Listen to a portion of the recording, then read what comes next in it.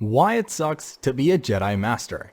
You come into the galaxy screaming, and the first thing you breathe in is heat-thick, wet air that tastes like rust, fungus, and rain that's been cooking in jungle leaves. You're born on Felucia, a world that's all teeth and thunder, where every mountain scrapes the edge of the atmosphere and every valley below it waits to swallow anything dumb enough to stand still.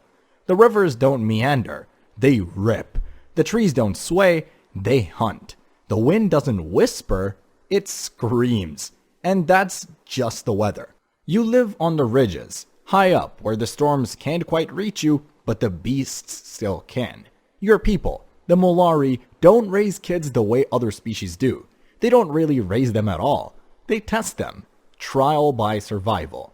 No lullabies, no toys, no training wheels. You're getting scavenger lizards before you can say, mine.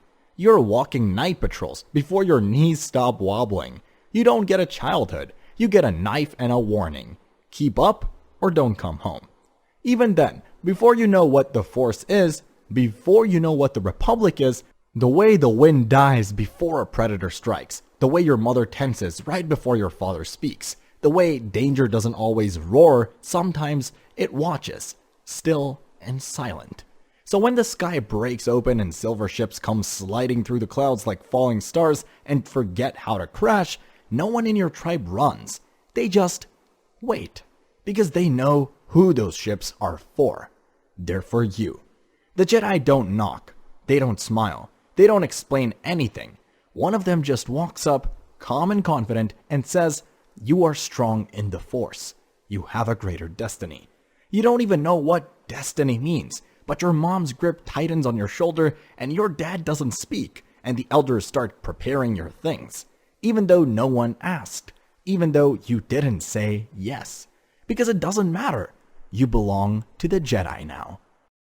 The temple is huge, too clean, too quiet, nothing natural about it. The floor's too smooth, the air smells too recycled, and every wall feels like it was built to trap echoes. There are other kids, but none of them look like you. They don't talk like you. Most don't talk at all. They just train, meditate, obey. You learn the code before you learn to sleep through the night. You train with sabers until your wrists bleed. You meditate in silence so long it stops feeling like peace and starts feeling numb. You learn to suppress everything. Fear, anger, joy, hunger, sadness, confusion, until even you can't tell the difference between what you feel and what you're supposed to feel. And when you cry at night, quietly, into the pillow that smells like disinfectant, no one says a word, because Jedi don't cry. Jedi control. Jedi are better, that's what they tell you. Then one day, you're chosen. Kale Varnas, Jedi Knight, veteran, doesn't talk much, doesn't smile.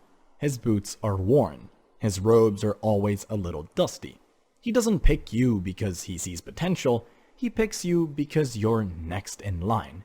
Your first few weeks with him are quiet. He trains you hard, doesn't explain anything twice, doesn't praise you when you get it right, doesn't scold you when you get it wrong, just moves on. Don't flinch, he says. Stay ready. Use your head. You learn that he's not trying to teach you how to be good. He's trying to teach you how to not die. The missions start small.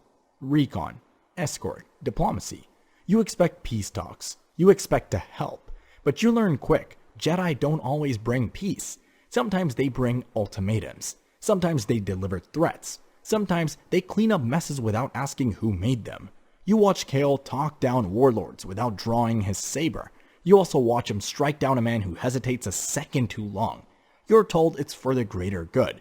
You're told the Force will guide you. But deep down, something starts to feel wrong. You freeze during one mission. A kid pulls a weapon on you, scared out of his mind. You don't move. Kale does. Later, when you're still shaking, he just says, "Compassion's fine." Hesitation gets you killed. And you nod, because you don't have a better answer. Then the war breaks out. Not a new war, just the one that's been simmering, finally boiling over. Suddenly, you're not a Padawan anymore. You're a general. No warning, no training, no choice. They give you a battalion of clone troopers who call you sir and salute like you've earned it. They fight for you, laugh with you, die for you, and never once question if you deserve it. You try to keep them alive. You don't always succeed. You learn their names, you memorize their voices, you notice the way they modify their gear to feel just a little more human. You pretend not to hear when they cry in the barracks after a bad mission. And every time one doesn't make it back, you feel that guilt dig a little deeper into your ribs like a splinter the Force can't pull out. The Council says stay focused, but your missions stop being about peace and start being about control. You're not guarding the innocent anymore. You're locking down planets, kicking down doors, silencing protests. The Jedi say it's necessary. The Republic says it's strategy. You start to wonder if either knows what those words even mean anymore. Then you're sent to arrest a senator.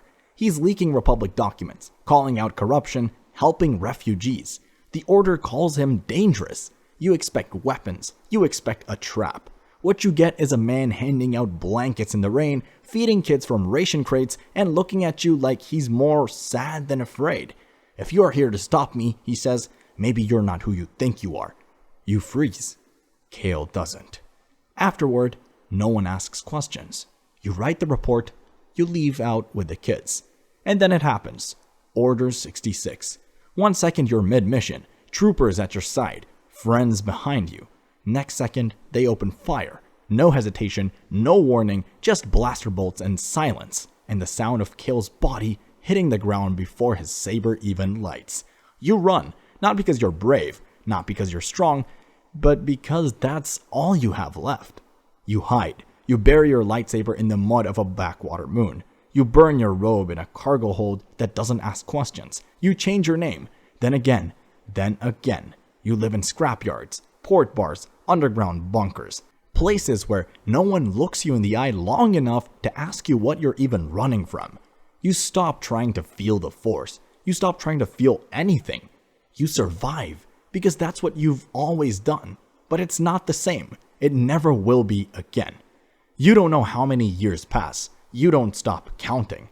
You hear rumors, inquisitors, Jedi hunters, survivors being tracked down, turned, broken. You don't care. You don't fight. You don't reach out. You stay quiet, invisible, until one day they find you. You're scavenging parts in the ruins of an old Republic outpost. It still smells like ash and old regrets. You feel them before you see them. 3 inquisitors, slick armor, red blades, too calm, too confident.